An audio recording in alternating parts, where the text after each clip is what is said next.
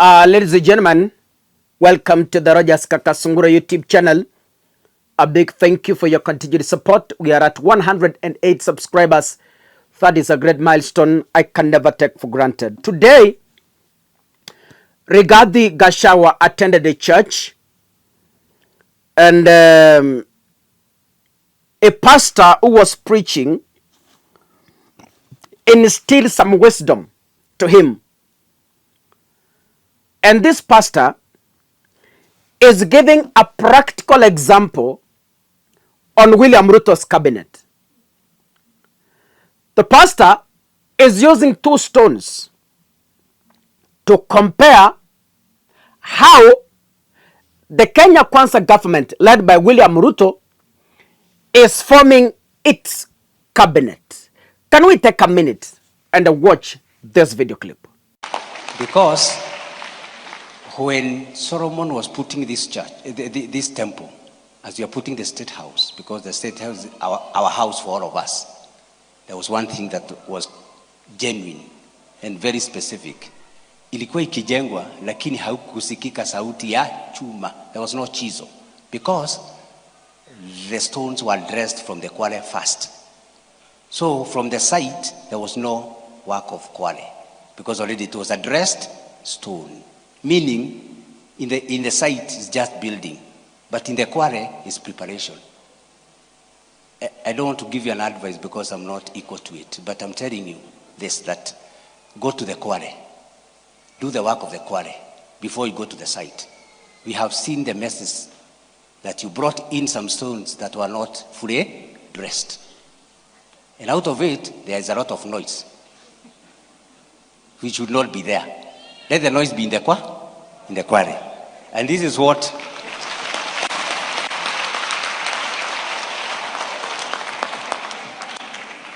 if you see this stone, this one is dressed, functioned for a particular work.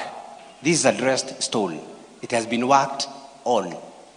You are working on a cabinet, bring a dressed stone so that it can function in its position. It is designed for a particular function.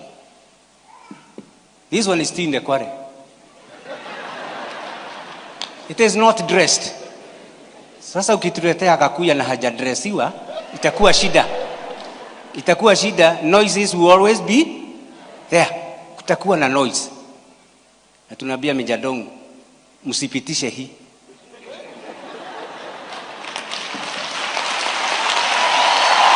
Upitishe Mijadong, upitishe hii kwa sababu inaenda kuja is already dressed. Si tumewambia vile mtafanya, na sisi wanaichi tuko tunataka gani? Na hii Gen Z wanasema wataki hii, wanasema, na sisi pia tunasema. And in that respect, I want to welcome our DSG for this function. Thank you. Thank you. Thank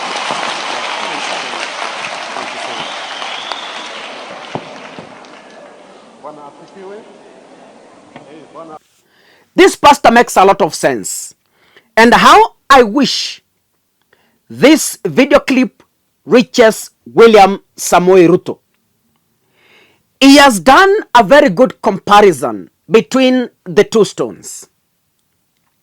William Ruto is bringing people who have not been fashioned from the quarry to the cabinet and mixing those people with some who are already fashioned for the job. The noise is talking about in that particular explanation is the noise from the Gen Zs, the noise from the people of the Republic of Kenya who have vast knowledge on the people William Ruto is bringing on board. Let me give you an example. When a minister is coming into office, that is a very senior state job. And we believe the people who should be given those jobs are people who are fashioned and qualified, professionally rhyming with a particular ministry. If you are a doctor, you rhyme with the Ministry of Health. If you are a renowned lawyer, you rhyme with being an attorney general. If you are an engineer, uwekwe kwa roads and whatever. But then, we have seen William Ruto bringing a lawyer into the Ministry of Education. That ministry is very sensitive and it requires an educationist, someone who understands education.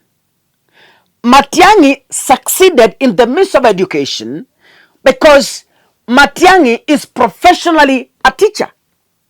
He is an educationist. He understands education very well. When you bring a lawyer into education, what are you telling the people of the Republic of Kenya? Ladies and gentlemen, when you bring, for example, the Ministry of Interior should have at least someone who has worked in the military or has a knowledge of how police works. But you bring Kindiki, who has studied law, a professor, someone who is supposed to be an attorney general. You are bringing that person to lead a ministry like lands.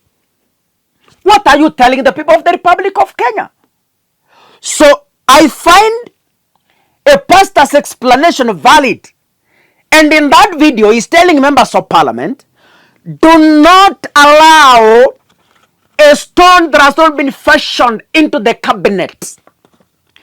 And he's urging members of parliament, please, when they come for vetting, reject this stone that has not been fashioned. And to me, these are the same concerns I've been raising here. You bring Miamo as an attorney general, someone who was ranked poorly in a previous ministry, that is the person you are giving us as the best. This person has not been fashioned from the quarry.